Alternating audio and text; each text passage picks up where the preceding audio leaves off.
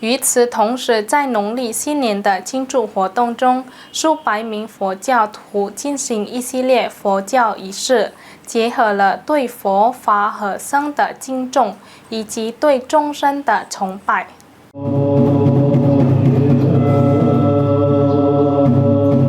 在 Pundarika Dharma 寺庆祝2576年农历新年，吸引了数百名佛教徒参与。他们举行了供佛斋天仪式，旨在将对佛法和僧的敬意与对众生的敬意结合起来。根据《金光明经》，这仪式的目的是祈祷保佑、消灾解难，并加深与护法神之间的关系。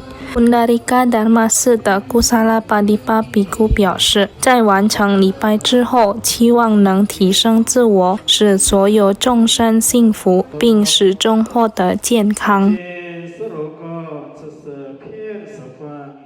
Kita tadi dari pagi kita telah melakukan kebaktian, puja kebaktian.